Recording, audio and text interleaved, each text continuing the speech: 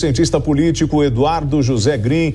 Green, você acompanhou de perto o debate dos presidenciáveis e o que mais chamou a atenção é a repetição em cima do tema corrupção. Esse tema, o brasileiro quer debater isso e o porquê que os candidatos estão tão focados nesse assunto. Boa tarde, William. É um prazer mais uma vez estar com você, todos os ouvintes da Jovem Pan. Também boa tarde à nossa comentarista política.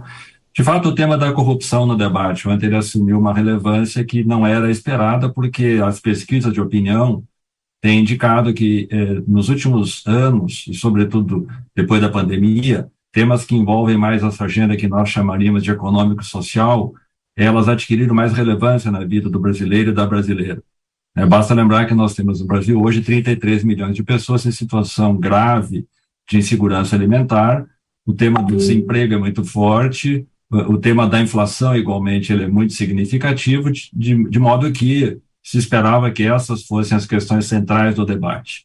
No entanto, como os dois principais postulantes ao cargo hoje disputando, o ex-presidente Lula e o presidente Bolsonaro, ambos têm, digamos assim, telhado de vidro com essa questão, então é claro que esperava-se que esse tema viesse à tona.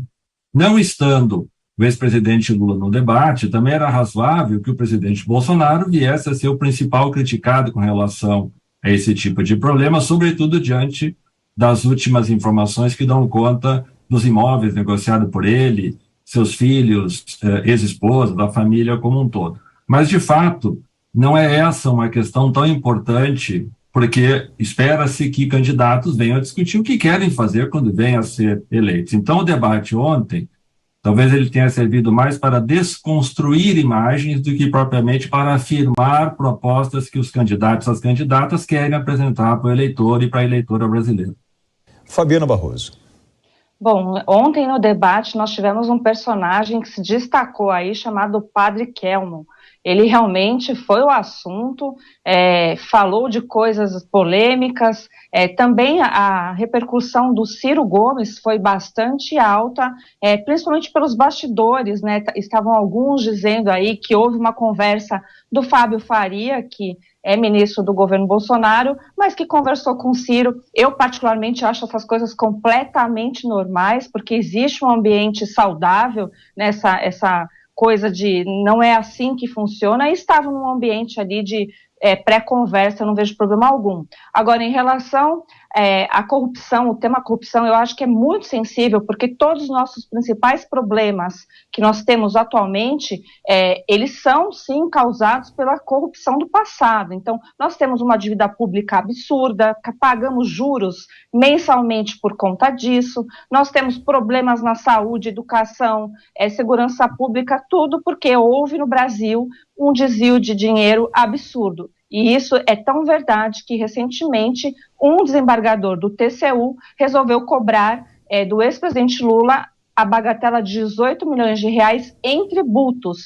E o tributo, porque no Brasil pouco importa a fonte. E se a fonte ter sido de corrupção, o tributo é devido mesmo assim. Então, existe essa tentativa do TRF3, de cobrar o ex-presidente Lula. Então, se isso é parte de um tributo, imagina-se o quanto foi desviado. E eu acho que colocar nesse mesmo patamar presidente Bolsonaro e presidente Lula são coisas completamente diferentes no tema corrupção, porque nós temos corrupção consumada e no outro especulações, e inclusive a ação foi até arquivada pelo Supremo Tribunal Federal. Green, ontem a Fabi citou aí o Padre Kelmon. Em determinado momento ele apoia Bolsonaro, se diz de direita, há um enfrentamento falando sobre feminismo. De tempos em tempos surge na política um personagem que acaba se tornando uma grande cereja do bolo e trazendo um tom às vezes de humor, de ironia ou até mesmo provocando um debate que não está ali naquela pauta. O senhor poderia analisar esse apoio do padre ao presidente da República, ou seja, era um simples figurante naquele jogo? Não, a primeira questão, William, é destacar assim, a estranheza de nós termos o convite ao Padre Kelmon, que é vinculado ao integralismo brasileiro, né? O integralismo, só para quem nos escuta, era uma ideologia política da década de 1930 aliada ao fascismo italiano. Então, ele não tem nada de padre, né? Ele se intitula alguém que professa uma religião, mas ele é partidário de uma ideologia de extrema-direita. Desculpem. Uma ideologia de extrema-direita associada ao fascismo, que hoje, por exemplo, busca retomar, inclusive, protagonismo na política italiana. De todo modo, me estranha muito que, por exemplo, ele tenha sido convidado e partidos de esquerda, que também estão disputando, como o PSTU, têm a mesma legitimidade para estarem no debate. E, nesse sentido, é muito curioso que não apenas a figura dele, pelo seu gestual, pela sua vestimenta, como você disse, realmente muito típico, mas mais do que isso, eu acho que o padre Kelmon, ele se colocou numa posição que não apenas de linha auxiliar do presidente Bolsonaro, mas ele atuou como cabo eleitoral do presidente Bolsonaro, basicamente em 3 questões: a pauta de costumes, as perguntas relativas ao aborto, para Ciro Gomes e para Simone Tebet. Todo mundo sabe que essa é uma agenda cara para os setores evangélicos que apoiam o presidente Bolsonaro.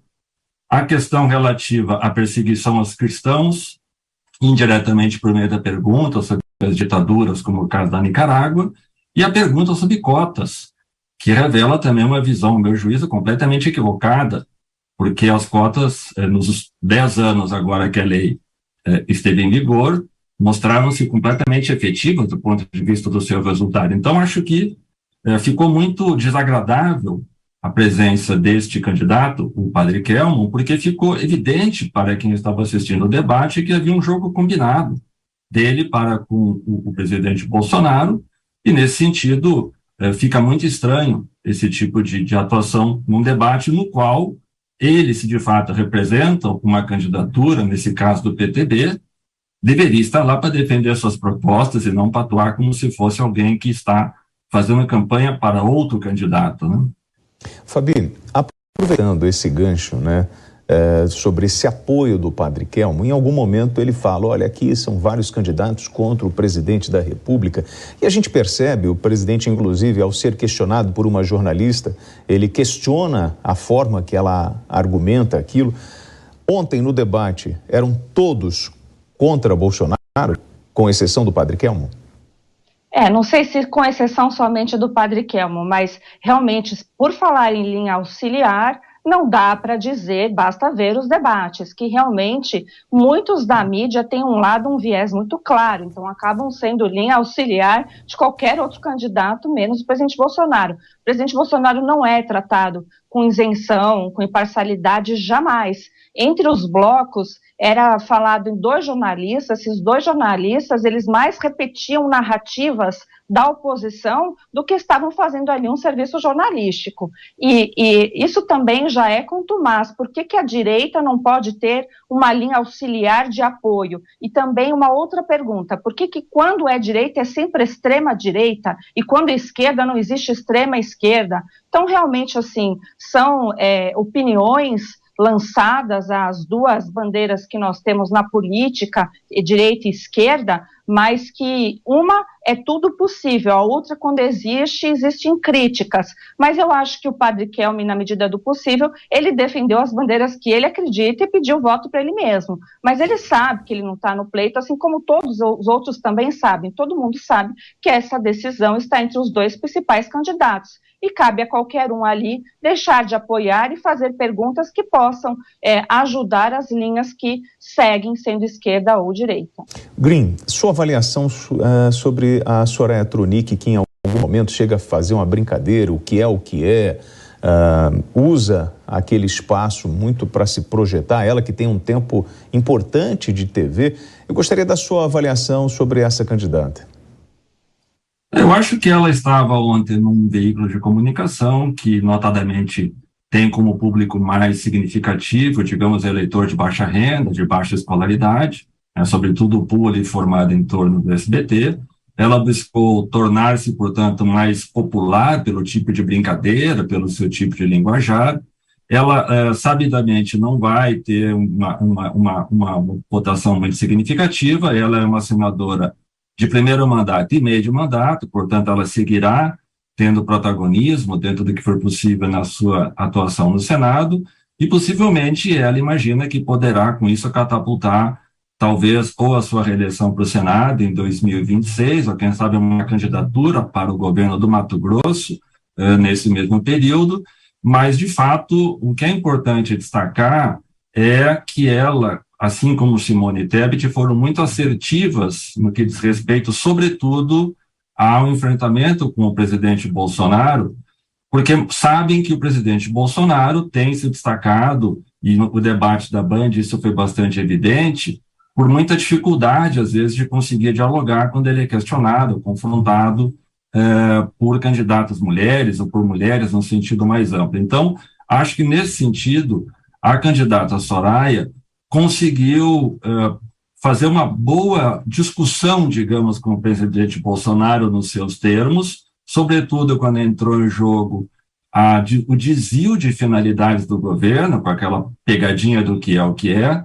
Quando entrou em discussão o orçamento secreto, ela confrontou o Bolsonaro dizendo que ela poderia mostrar com transparência o uso do que Bolsonaro chamou do suposto orçamento secreto, falou da corrupção no governo Bolsonaro, falou-se como eleitora arrependida de ter apoiado o Bolsonaro em 2018, então acho que com isso ela consegue demarcar um campo importante em qual perspectiva, eu acho que isso que é bastante importante. O PSL, que é o seu partido, esperava-se que viesse a ser, no espectro ideológico do campo do eleitorado mais conservador, de centro-direita, alguém que viesse ocupar um papel importante, dado que o PSDB também passou a caminhar mais para essa franja do eleitorado, depois de que Dória assumiu o comando do partido, e acho que ela, Soraya Tronic, e o PSL como um todo, acreditam que é possível construir um partido conservador, um partido de direita que é legítimo,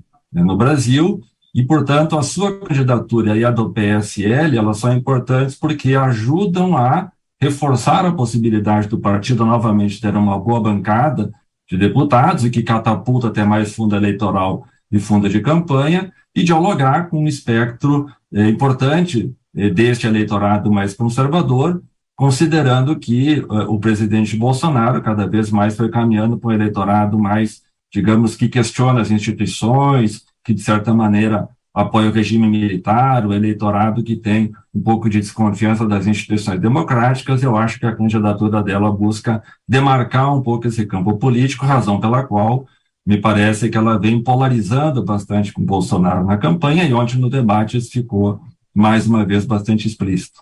Aproveito para fazer um convite aos senhores que estão acompanhando a Jovem Pan News. Nesta terça-feira, dia 27, a partir das 10h30 da noite, nós temos uma sabatina marcada com a candidata Soraya Tronic. E aproveitando essa provocação, esse duelo entre Bolsonaro e Soraya Tronic, eu aproveito para provocar você, Fabi, porque ela chega e fala o seguinte, abre aspas: Bolsonaro não catuque onça com sua vara curta, fecha aspas. A gente percebe que tem algo para além da disputa presidencial. Existe uma coisa pessoal ali, e o que representa uma fala dessa? É uma ameaça? Ela tem coisas a dizer, a falar sobre o presidente da República?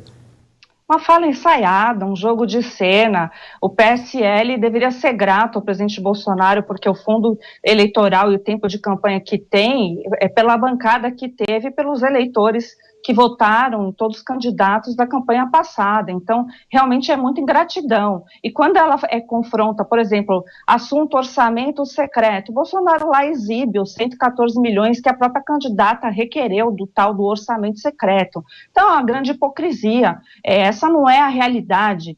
Também dizer que o Bolsonaro apoia regime militar também não é uma verdade. O Bolsonaro tem militares no seu governo, mas jamais apoiou o regime militar. Dizer que o Bolsonaro também apoia, que é contra a instituição, não é contra a instituição. Ele está falando de coisas que eu, como advogada, e muitos acadêmicos do direito, estão realmente bem preocupados com os vieses que estão sendo feitos pelo judiciário brasileiro. E isso é preciso realmente ser feito. Então, questionar decisões jurídicas com base na justiça, com base nas leis, eu não vejo de nada de ilícito e nada que comporte aí algo de golpe ou regime militar. Green, você estava ali nos bastidores. Com a ausência de Lula, quem saiu levando vantagem? Ciro Gomes? Não, mais uma vez a vencedora do debate foi Simone Tebet. Ela se mostrou muito clara nas perguntas, ela foi muito assertiva em relação a todos os questionamentos, sobretudo em relação ao ex-presidente Bolsonaro. Ela talvez tenha vacilado um pouco na resposta que ela deu ao padre Kelmon, na questão do aborto, mas Simone Tebet foi a mais lúcida, foi aquela que conseguiu, ao mesmo tempo, fustigar, digamos, o presidente Bolsonaro, assim como ela o fez também com relação ao ex-presidente Lula, demarcando um campo em relação aos dois no que diz respeito ao tema da corrupção, demarcando um campo muito importante, eu gostaria de frisar, que é o fato dela usar a sua condição de mulher e de mãe para conversar com as mulheres pobres brasileiras, chefes de família, que hoje são as mais afetadas pela inflação, sobretudo a inflação dos alimentos, e nesse sentido, Simone Tebet, por mais de 3 vezes, ela usou a palavra insensível para o presidente Bolsonaro, no que diz respeito ao sofrimento causado por conta da pandemia, por conta da crise econômica. Então, acho que ela conseguiu fazer um figurino muito importante, porque ela não deixou de ser crítica, mas também foi afirmativa em relação às propostas que ela acha importantes no campo da educação, no campo da inclusão, no campo de políticas públicas voltadas para a população hoje, que sabidamente é a que mais tem sofrido com a crise econômica e social no Brasil. Então, acho que ela, assim como no debate da Band, foi a que mais conseguiu pontuar bem, performar bem no debate ontem à noite. Fabi, mesmo com a ausência de Lula, a teoria do voto útil apareceu e isso acabou incomodando o Ciro Gomes. Ciro está bastante incomodado com isso, né, William? Ele está defendendo a campanha dele com todo o direito, a gente falou a respeito disso no jornal ontem, e é realmente essa pressão, né, até por parte do ex-presidente Lula, por membros da esquerda, não deixando de dar legitimidade aos eleitores do Lula, e eu concordo com essa visão do Lula, do Ciro, que tem que defender realmente a votação nele, porque temos aí até 2 turnos de eleição, não é à toa. Então, essa forçação do voto útil acaba até magoando o Ciro, e o Ciro já traz mágoas antigas com o próprio PT e com a própria esquerda brasileira. Então, a gente viu que também hoje, nas falas dele de hoje, ele também retomou, né, e falou novamente contrário ao PT. Então, a gente vê que ele está tentando se descolar dessa esquerda petista pelo histórico que ele mesmo aponta. Queria agradecer a participação do cientista político Eduardo José Green. Green, obrigado aí pelo bate-papo nessa tarde de domingo. Um bom finalzinho de domingo para o senhor. Obrigado para você também, William, Fabiana, prazer estar com você também. Boa tarde.